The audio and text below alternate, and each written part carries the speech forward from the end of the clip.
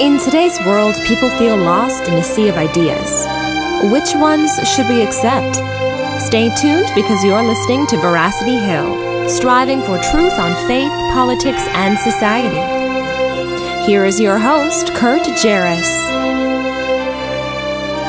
Well, a good day to you, and thanks for joining us here on another episode of Veracity Hill, where we are striving for truth on faith, politics, and society. Today we're looking at an interesting topic, something outside of the scope of American society, and traveling across the pond. I guess, well, that's usually what the British folks say, but we're traveling over to Germany, and we're going to be discussing the state of Christianity in Germany with Timo Heimlich, who is a German church planter. Timo, thank you so much for joining us on our program today. Hey, good morning, Kurt. Yeah, I figured this is something unique to our podcast, and I thought what a great way for folks to learn more about you and the ministry work that you're doing over there, working with different church congregations, and for Christians here in America to learn more about what it's like to be a Christian over in Europe. What do people perceive Christians are like, and you know, the type of work you're doing there. So it's sort of a broad topic, but a great opportunity for us to really learn more about what's going on over there. So thanks for joining me. So to begin, let's just start to learn more about you, who you are, your background, and say what got you interested in church planting. Wow, that's a long story, but no, there are a couple of steps along a journey, and the journey for me started in Western Germany, in the center of West Germany near Dortmund. If any, we have some soccer players out in Dortmund. Anyway, and I moved to Berlin later after I graduated from high school. In Berlin, God called me to work in the city of Berlin for a number of reasons, which I may share later, but I knew I needed some training to later on work in the city of Berlin. I came here to the United States to be trained at Moody Bible Institute in Chicago in urban ministries, and during that time I already knew I would go into ministry, and I already knew I would go into Berlin. But it was then actually that the most influential course that I had was given by the now Moody president, Mark Jobe. We talked about urban issues and the church, and so it was clear that any issues in a big city, it's the church that's being called to serve, and so from there, city was on my focus. Church became even more in the focus, and then church planting was then the next step in development, to see, well, there are churches in Germany, but there's a big need to start new ones that complement the existing ones, but also have a very big heart for missions, for truth, for evangelism, and for urban ministry. And that got me into church planting. That's kind of So were you born and raised in a Christian home? I was born and raised in a Christian home. My parents went to church and this will come up more often, to a free church in Germany. A free church is different from the general state church, which is very popular and a cultural expression of Christianity. But the free churches are smaller churches, independent. That is what this free means. Kind of like churches over here generally. I mean, independent of a larger system. Yeah. And so that's where my parents went. Sundays, other times. They were involved, and they had friends, and they were Christians, but they weren't at the church all the time. So when I was a teenager, the church still was a great place, to get a little bit away from my parents and be plugged in and involved in just starting groups and studies and all that stuff there. Yeah, so here in America, a lot of folks, we don't have that concept of a state church. Yeah. And that's a church that is taxpayer supported and run and works with the government, or is the government? How does that work? Yeah, and actually the term state church is really not 100% accurate, because it's unlike other countries where you really have a government dictated religion and really a state religion or state church. In Germany, that term just describes between the larger church body, the evangelische Kirche in Deutschland, or katholische, the Catholic or the Protestant church in Germany. They have a lot of treaties or a lot of ties to the government where responsibilities are aligned or cleared. So it's not so much that the government is running the church, but just that the church has a lot of influence in the country. They are running hospitals, universities, and all these things, and it's just regulated somehow. And yes, tax is part of it.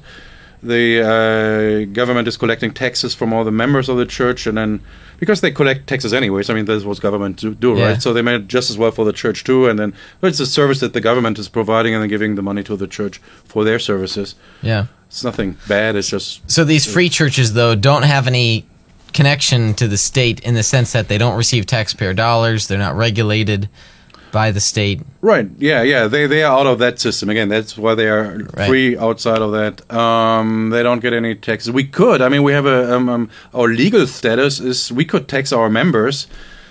But that doesn't make too much sense. Most people who are really involved in a local church, they give to their local church, and there's no need to have that come through their paycheck, which is a lot less. I think it's around 1% or below 1% even. So it doesn't. Wow. So we could do that. We don't do that. And yes, no, there's no other government support other than any other entity that is providing social services, for example, to a community, and is getting government grants Sure. for that.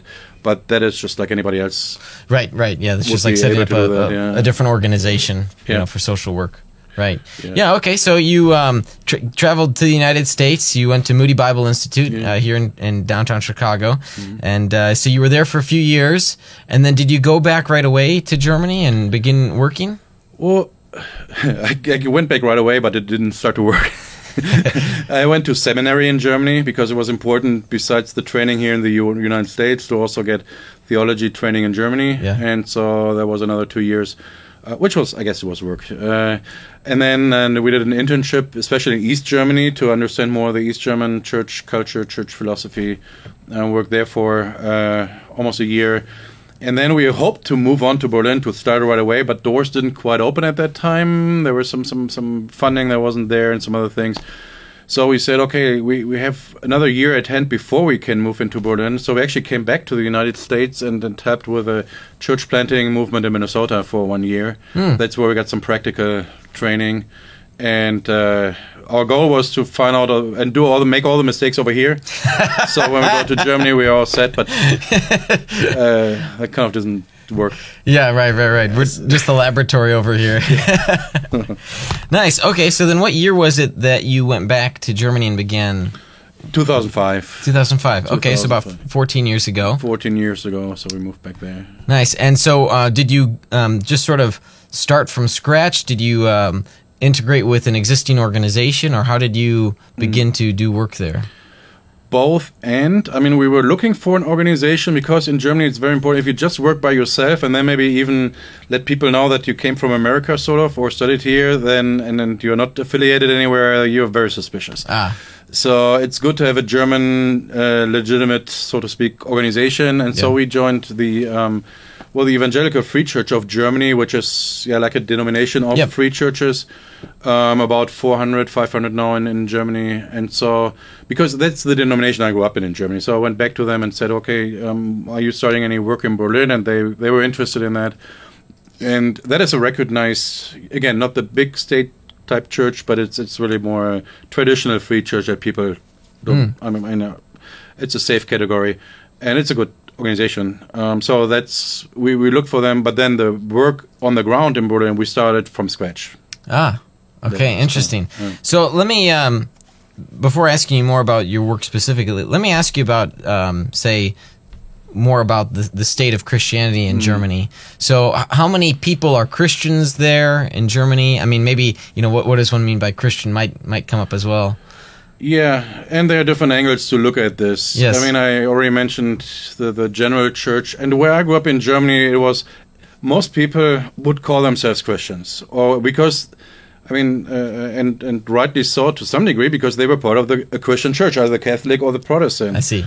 They're born into that. I mean, you become a member by birth. So, and usually people were baptized as infants, born into that system, and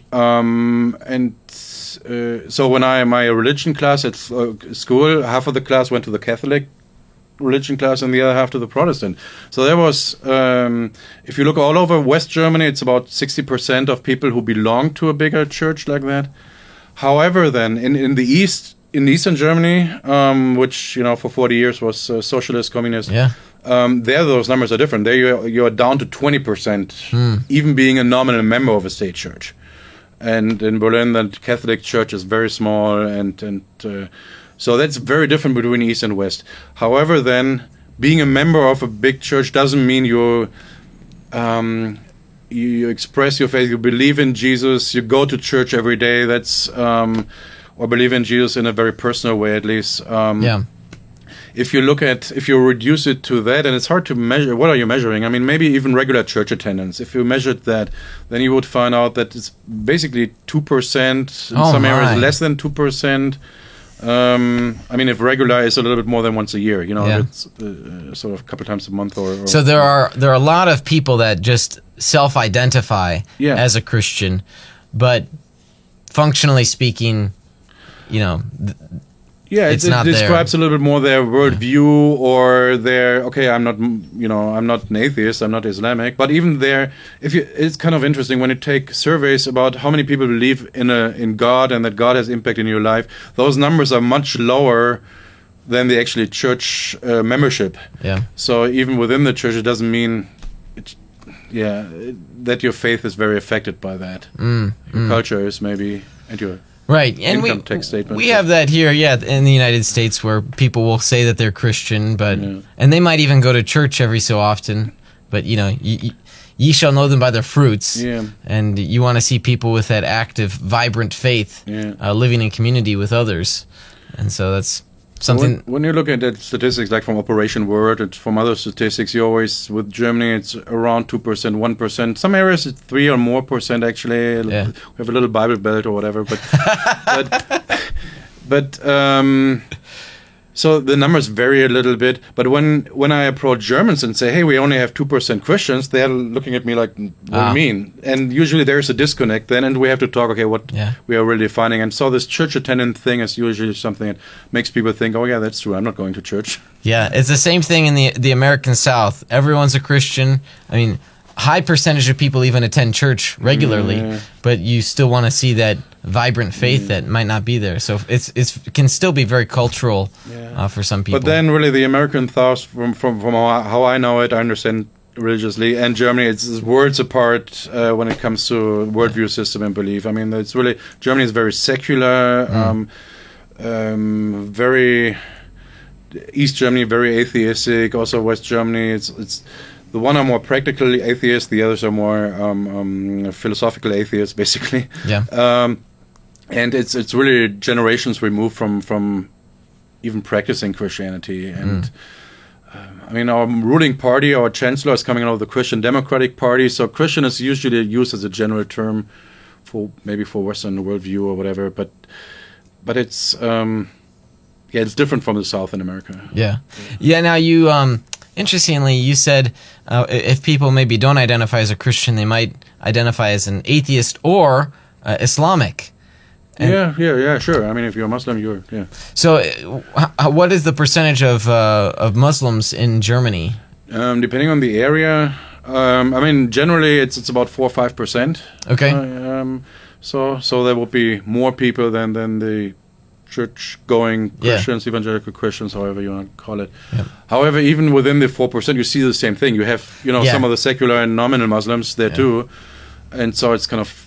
But those would be. But then it varies really from area to area. We have areas in Eastern Germany that traditionally didn't have any immigrants from Muslim countries, where this is between 0 and 1% maybe.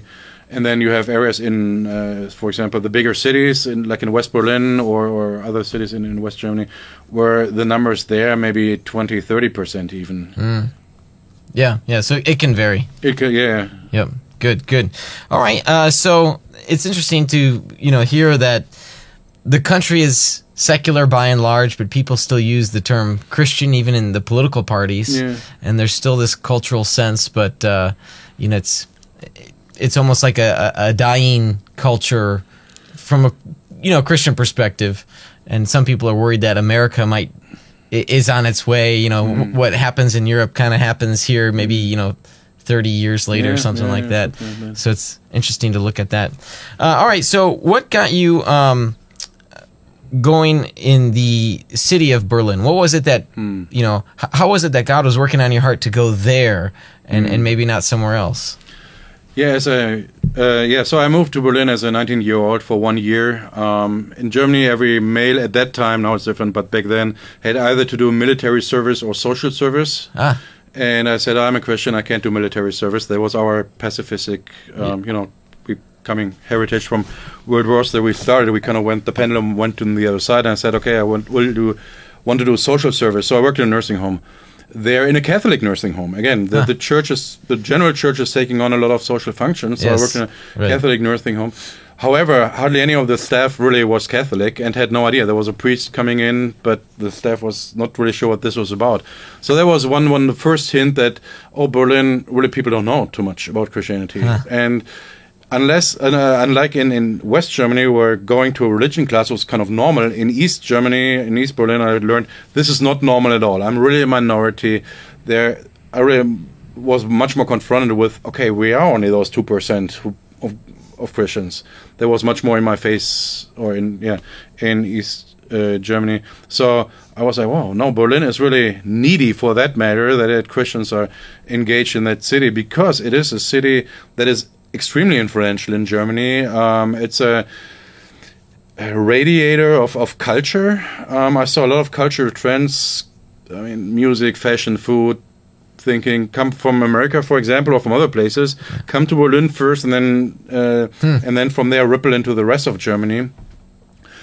It's a very international city. I saw people from over 190 or around 200 whatever countries, people groups, however you count it, and people from places where missionaries, for example, could never enter in, but they were here, just like in Chicago or bigger cities in the U.S. Sure.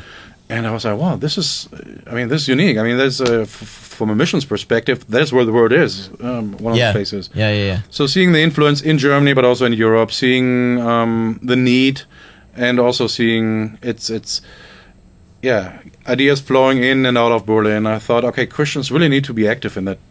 Important. It's sort of like a filter, if you will. Ideas come from the outside, filter through Berlin, and then go to the rest of Germany. Or back into the world. Berlin is, because it's a world-class city, it's also inspiring not just Europe, it's other places. It's true. And, it's one of the top 5 world economies. Yes. There's a lot of... Yes. There. So Christians shouldn't go away from this, but really be involved in this hub or network of ideas and filter. And networking is certainly one of your strong suits. Part of your job is that you network with others, and you're here in the United States for 3 weeks. Tell me if you're able to what you've been up to over the last couple weeks. 2 out of those 3 weeks have passed, and I have spent a weekend with friends, old friends and new friends, and by friends, it's also churches and church leadership groups, and then finding out about church planting in the Milwaukee area. So that was quite cold there when I was visiting. But that was just, I'm deepening old relationships and networking into new relationships, basically.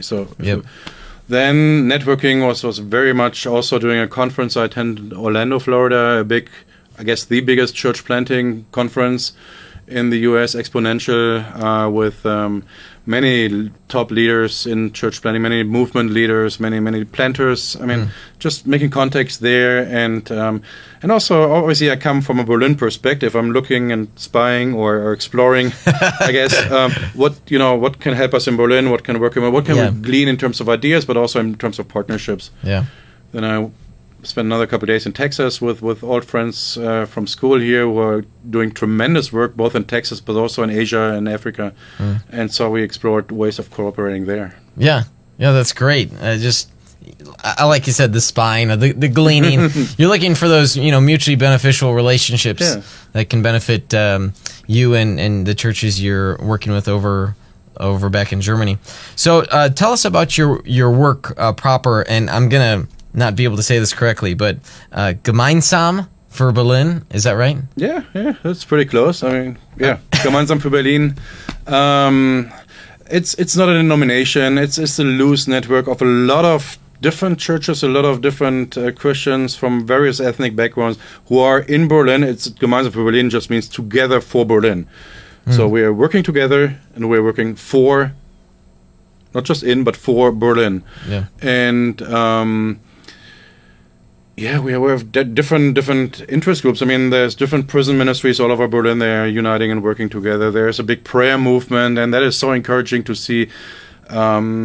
Churches who wouldn't pray together necessarily, Christians who wouldn't, even last January in 2018 and now this January, come together for large citywide prayer events where you had more than 40 denominations and very different churches, and even those nominal or bigger congregations like the German, again, in parenthesis, State Church or Ethiopian Orthodox Church or whatever. I mean, a Coptic Church, actually, sorry, from Ethiopia, the Orthodox Church from Eastern Europe, come together and big prayer events. And that was also partly sponsored by Gemeinsam für Berlin. But I approached them about a year ago and said, hey, you don't really are involved in bringing church planters together and stimulating church planting, but really your network would be excellent to do that because it has this mutual, you're not... I came originally with the German Evangelical Free Church. Now, if I'm in that role approaching other planters, they're always afraid I just want to get them into my denomination or whatever, which is not what I want. Yeah. My personal goal is to see as many churches planted in Berlin as possible. And I don't care. Yeah, I guess I care a little bit, but I don't care really about the brand that's on there. That's right. Yeah. You come to it with a broadly evangelical approach, saying, hey, we just need as many Christians as we can come into this city and doing Christ's work. Yeah, that's great. So your Together for Berlin organization helps to you help coordinate and sponsor community events, and you work with these churches and oversee them. So it's anywhere from experienced churches that you might be working with to, church that are starting from scratch, right? And you might be more involved in some of those churches to help them, yes? Yeah, I'm always interested in the both end, because in order to reach a city as diverse, we need both end. I mean, we need existing churches who are there and to grow and get better and also to sponsor young church plants. I mean, we started with, as I said earlier, just a few people with the help of a denomination. That was good, but usually that's not the way it's possible all the time. Usually it's much more a church is planting a daughter church somewhere. So I like to engage the established churches too and motivate them to plant or get behind a certain planter to support him. So they are very much needed, the established churches. But then what's unique now to what we do is we get a couple of leaders, that's for 1 year now, that regularly we meet as church planting leaders from the city, from various denominations. Usually they are pastors of established churches, but not necessarily. And like last November, we said, okay, let's just find all the planters in the city that we can, identify at this point, and there are probably more, and get them all together just to see each other, hear, oh, you're doing this work over there, you're doing that work over there, oh, I didn't know you were here, and this is great, and I can learn this. Just a networking event and an encouragement event. And from there, we will go next steps. I mean, hopefully this year, that's what I'm thinking and hoping for, is that we will develop a common vision for church planting in Berlin. How many churches, and I don't know if there will be a number on it or whatever, but just something that's inspiring and attracting new planters. My perspective is always we need to mobilize resources that are in the city and that come from outside, and then bring those resources together. That's in a nutshell. But Gemeinsam für Berlin is the umbrella where that can happen. Sure. Great. Well, we've got to take a break here. Okay. When we come back, Timo, though, we're going to talk more about the organization here, the loose network, if you will, Together for Berlin, and the great work that you're doing. And I'm also looking forward to our round of rapid questions that's coming up. Should be very fun. All right, so stick with us through this short break from our sponsors. You're listening to Veracity Hill, striving for truth on faith, politics, and society.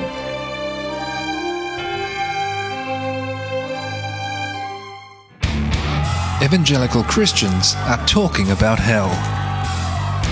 What if we believe what we believe because we've always believed it? What if the gospel is really a matter of life and death? We want you to open your mind, open your Bible, and rethink hell. At rethinkinghell.com, evangelicals look at what the Bible says about hell, putting conventional and controversial views to the test. Let's say there's this Christian apologist. You love their message, but have trouble finding their videos, their articles, or social media posts. How do you stay connected to them? We're on it. Defenders Media uses the tools of the digital age to create content for your favorite apologists. We give them more screen time, more digital soapboxes, and more presence to deliver more of the content that you love. That's what we do. I know that social media is important to those of you who follow my work. Many respond to my videos and posts on Facebook and Twitter, but it becomes impossible after a while to keep up with it all and to continue with research. That's why I'm thrilled that we have found a solution, Defenders Media. Whether it's a website, whether it's printed material, whether it's a question on graphics, I cannot do what I do and reach my audience without the help of Defenders Media. They have been integral in helping me to reach my audience. Defenders Media ensures consistent content reaches your hand from today's leading apologists and apologetic ministries, like Mike Lycona, Apologetics 315, the Veracity Hill Podcast with Kurt Jarris, and more. To learn more, text the word Defenders to 555-888 and we'll send you a free PDF of the top 5 ways to share the gospel online.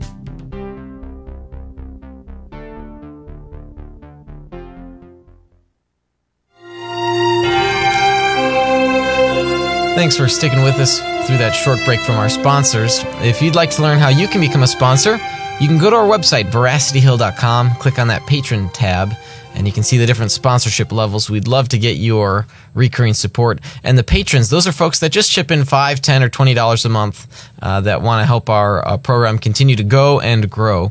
And if you're one of our supporters who chips in $20 or more a month, we send you a very nice gift, a thank you gift of a Veracity Hill branded USB flash drive with some of our favorite programs that we've had on over the past 2.5 years now, just a little bit more than that, almost 3 years of doing this program. So we're very grateful for those folks that have helped us continue to do this program.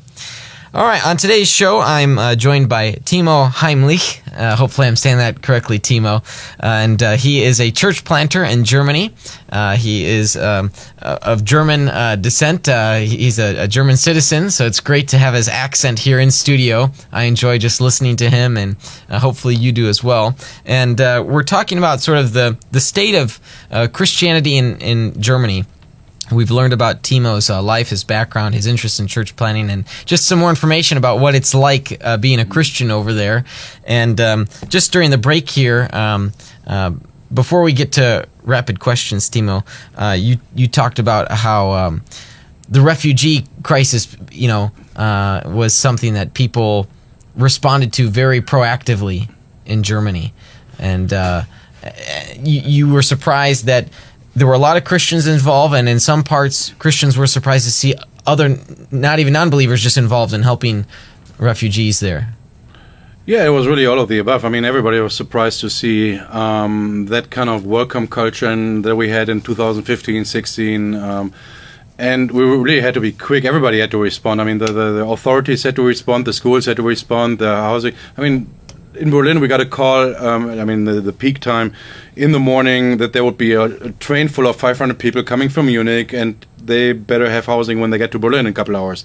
And so quickly housing needed to be put up. That was the initial response, and you had many, people from churches, people from the community, Christians, non-Christians, whatever, whoever had a heart. And many people have a heart for other people. So it really got us Germans working together with people that we usually don't maybe associate in our community. That was a nice surprise. And so after the initial response, obviously things settled down a little bit, but still for a year or two there was a lot of improvising, a lot of serving at places, and we still work with camps around Berlin and mentoring programs, helping people into housing opportunities, into job opportunities, so integration can take place. Or people are much more trained to go home and build up their own countries again. But what we've seen is there is great help between, there are always two-way streets. There is so much learning from the people who came from other countries. There's so much richness. I mean, there's, in terms of spirituality in Germany, the German churches, I think, being shaken up in a very positive way by Christians from other countries. Also by their having to position them, how to deal with other faith. But also the Christians and then people who aren't definitely not Christians, who would never associate themselves as or with Christians, them working together, that was also very eye-opening in both directions. So I like to learn, like to see how people learn. And yeah, that's great. Great. All right, so rapid questions here. This is a short segment on the show where we ask just fun questions about you, and it's always nice to get someone from a different country because sometimes the questions don't relate or compute. I remember one time we had there's a Christian author, Os Guinness. Do you know the name? We had Os Guinness on our program, and I asked him. Yes, I had asked him what his favorite holiday was. And here in America, even though I think he's a U.S. citizen, he's got dual citizenship. I'm thinking, Valentine's Day, Christmas, Halloween. Yeah. He computed holiday, vacation. Okay. You got it. Well, we learned British English at school first, and I got in trouble with some of the words we learned. Yes. When I came over here. Yeah. And then also, I had asked him something about favorite ballpark or something like that, sport or I forget. And he answered something about cricket, a cricket field, and I was like, huh? And I think you asked him what type of pitch he was. Yeah. Oh, yes, good. A soccer pitch, a football pitch. Yes, Chris here. I asked people what if you were a baseball pitch, which one would you be, or something like that. And he had thought, and he used a cricket pitch field. So we'll see how much misunderstanding we can work into this one. All right. So we've got the game clock's 60 seconds here. You won't be able to hear it. You might, but okay. I'll let you know once it's up. So if you're ready, I'll click the clock. I guess I'm ready. Okay, here we go. What's your clothing store of choice? C&A. Taco Bell or KFC? KFC. What's your favorite sport? Fußball, soccer. What song is playing on your radio these days? Radio these days? I don't know. Favorite movie? There's so many. Oh my goodness. Favorite movie. Okay, can we skip? Sure. I'm just, Have you ever driven on the other side of the road? Yeah. Yes. Do you drink Dr. Pepper? Not really. Pick a fictional character that you'd like to meet. Robin Hood. Which celebrity are you most like?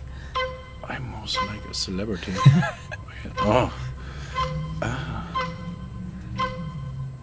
That's a hard one, huh? I know, and I'm thinking too complicated. Our German mind is like. Did you have a dream last night? I don't remember. The answer would probably be yes, but I still don't remember. Yes, I think it's something like we dream all the time, but we don't always remember what it is. Yeah. Okay, so the clock is up here. Let me ask you two things. Your clothing store, what did you said a German name there? Yeah, C&A, which is C&A. Okay. And that's just general. It's my favorite because it's the closest to where I live. Yeah. So I can just run in there, get what I need, and leave. Nice. So those pants are, whatever. Yeah. Good. Okay, and the fictional character, this is always a fun one. Robin Hood. Yeah. Okay, why would you want to meet Robin Hood?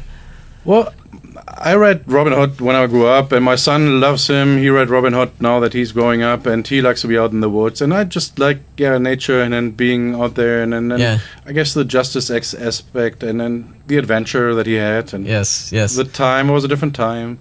It was, yes. And a lot of people, they think that Robin Hood stole from the rich to give to the poor. There's always that phrase. Yeah. But actually, he stole from the government officials that had taxed the people, and so he sort of there's an interesting take there. Yeah. So always there's that sense of justice. So I liked watching the recent or more recent Russell Crowe version. Did you ever see that one?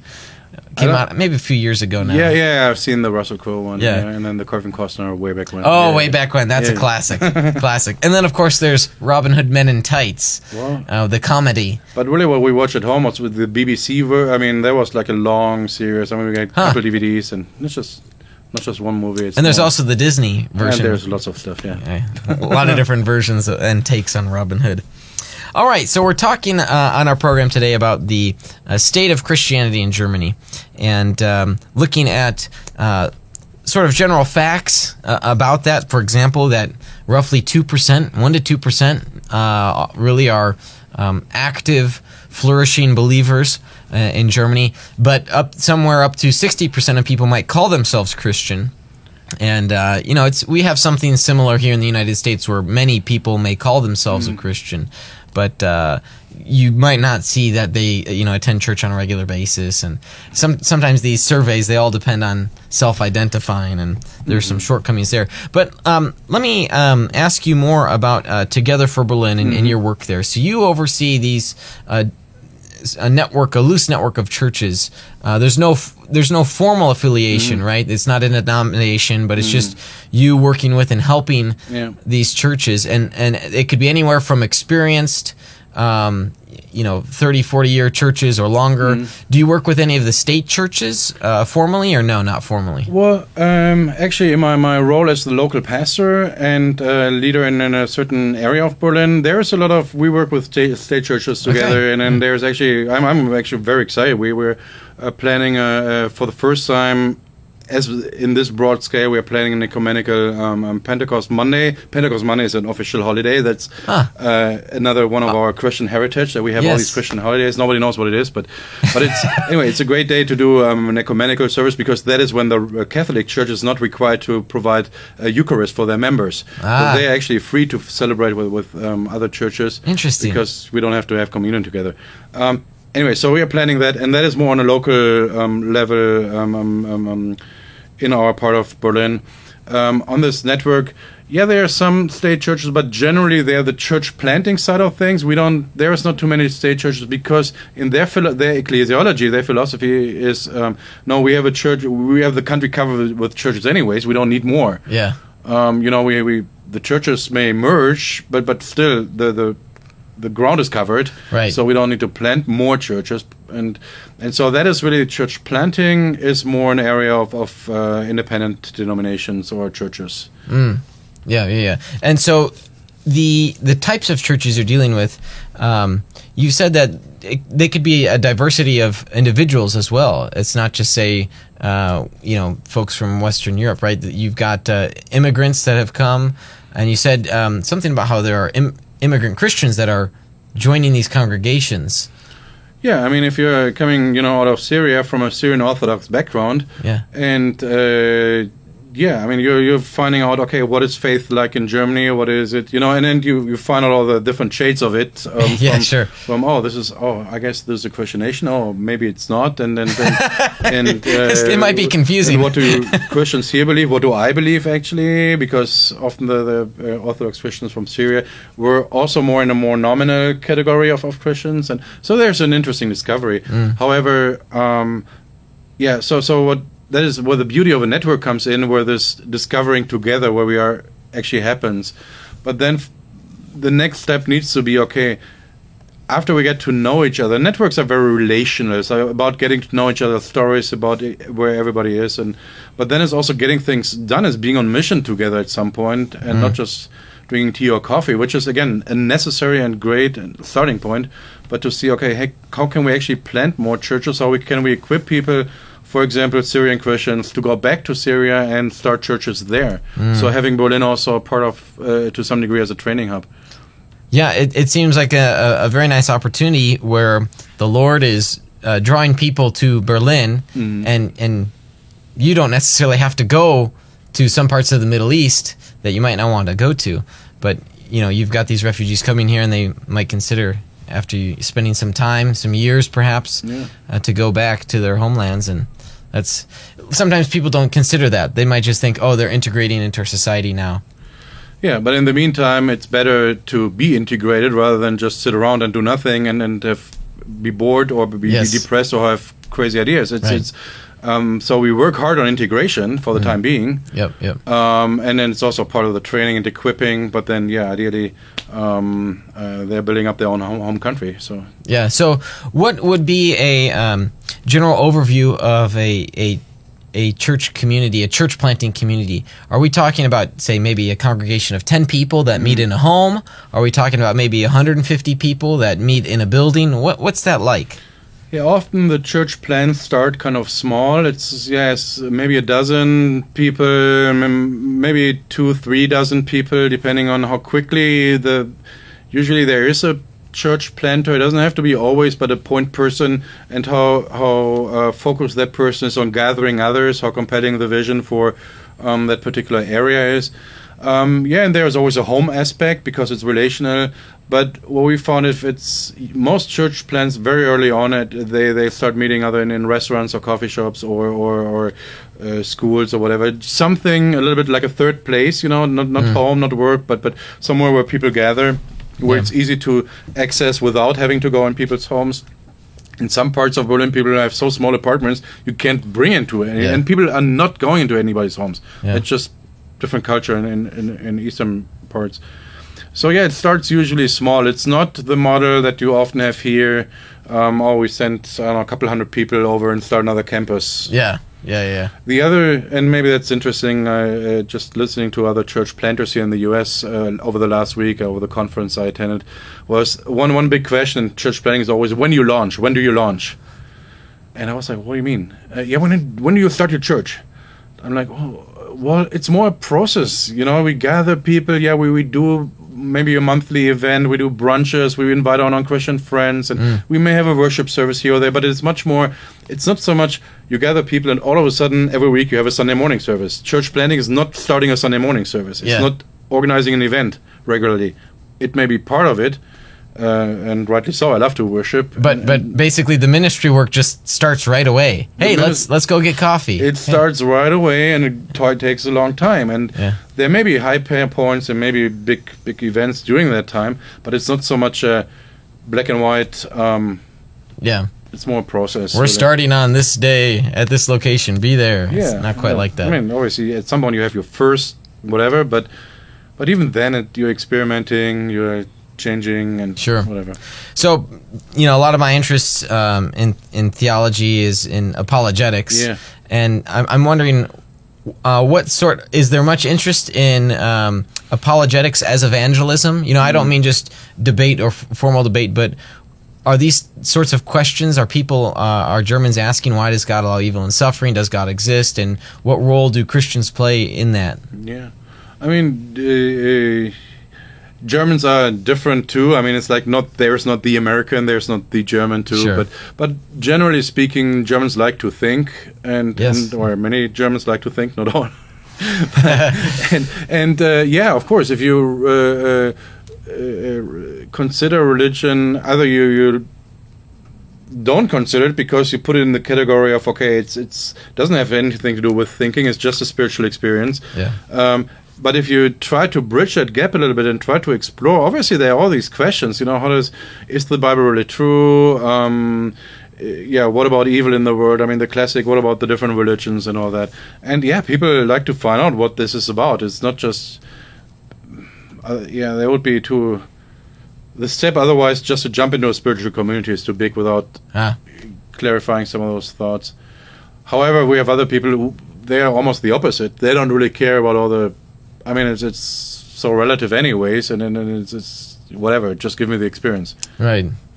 Yeah. So it's sort of the same here with a mixture. Yeah. Good. All right. So if people wanted to get more involved or learn more about the work you're doing, see how they might be able to help, what would be some ways that they could do that? I mean, the Gemeinsam für Berlin has a website, GF Berlin, altogether, gfberlin.de, I believe. That is a website. It's in German now. We will have some English content, but then really to contact me directly, shoot me an email, and that is also very easy. Timo, Timo, Heimlich, like the maneuver, Heimlich, and then at Berlin, our city, .de. That's my email address. And we can go into conversations there. I'm sending out monthly prayer requests, for example, to follow the work if you want to support it by prayer. There's also links if you want to support financially. There's also a link. That's a little bit more the personal, but and then really the biggest thing is coming to Germany. I mean, we are hosting a summit, partnership summit in November, from November 11th to 14th, for example. But also at other times, if you say I want to come to Berlin and observe ministry in a very post-Christian secular context and learn different ministry models, and you're welcome to, again, shoot me an email and we'll work something out. You mentioned you've got these connections sort of across the United States. Yeah. You did some work in Minnesota and you've got friends in Texas. Do you have any short-term mission trips come, do you have Americans come and do work there in Berlin? Or not yet? Sometimes we have short-term mission trips. Usually if we have, what we're looking for is long-term workers. We have a great program for people who come 2 years. Just yesterday I met a new person who will join us for 2 years in the next few months. And I met another person who worked with us for 2 years, stayed a third year, and now is applying for long-term service. So that's really what we look for, because it's such a long and tedious work and process in Germany. However, if a person is on the ground as a long-term missionary, they are welcome to invite short-term teams from their sponsoring churches. So there is room for that, but we just need to be... It needs to really tie into the relational work that's going on. It's not.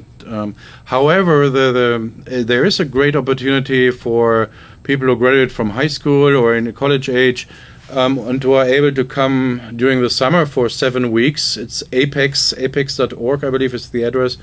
But it's for 7 weeks or 6 weeks you're on the ground in Berlin, and it's really do you have the word smorgasbord, or a buffet of just different ministry options. Working with women in prostitution, working with church planting, working with artists, working with a variety of urban ministries. And that's a great opportunity to come for a summer. So if people have the option of thinking, do I want to spend the summer working in Chicago or Berlin, they might want to say, hey, let's go to another country. I mean, if money, obviously... we don't pay you. But there's, the opportunity is there. And that's right. I mean, especially if you're thinking about, I want to go into ministry either abroad, it's a great... but even for here, any youth pastor who has spent some time in Europe, I think is better equipped for the work here. As you said, we're kind of... It's a little bit trip into the future. We are 30 years ahead, like you said. So that's right. Okay, what would you say, last question here, what would you say is the greatest need for the churches that you're working with? Well, it's godly and visionary leaders, and those two terms I just they include a lot of other categories, but leaders, it's people who take responsibility to follow God, but also follow God in our context, who are networked hopefully well enough in their community and with others, and raise other leaders. It falls and rises and falls with leadership. Is there a struggle to get more church planters or just pastors for these communities? I mean, we can always use more. I mean, we have millions of people that, I mean, the work is great. The harvest is ready, but the workers are few. I mean, for example, sometimes here you have a church, maybe say of 3,000 people. They employ a staff of 30 people to serve those 3,000. Now we have 3 million people in Berlin. If I go with the same ratio, we need, lots of people. Lots of people, a lot of staff support, but sometimes the financial resources aren't even necessarily there. So there could be a bivocational bent here. And that is great too. I mean, obviously we have some good companies. Some people come for work for companies in Berlin, but usually, and that's theoretically it's a great model. However, what we experience in practice, if your company sends you over, they want it's really higher management level and up, and they want to put all these hours into work. There's not too much time for ministry. So it's a give and take. But so people who support workers are very welcome. Great. Timo, thank you for coming into our studio today and to chat with us on the state of Christianity in Germany, where I could learn more about what it's like there and the great work that you're doing. Thank you. Thank you, Kurt. All right, well, that does it for our show today. I'm grateful for the continued support of our patrons and the partnerships that we have with our sponsors. And they are Defenders Media, Consult Kevin, The Sky Floor, Rethinking Hell, the Illinois Family Institute, and Fox Restoration. I want to thank our technical producer, Chris, for the great work that he does, and to our in-studio guest today, Timo Heimlich. And last but not least, I want to thank you for listening in and for striving for truth on faith, politics, and society. You've been listening to Veracity Hill, striving for truth on faith, politics, and society. This is a listener-supported program. For more resources, including past shows, visit veracityhill.com.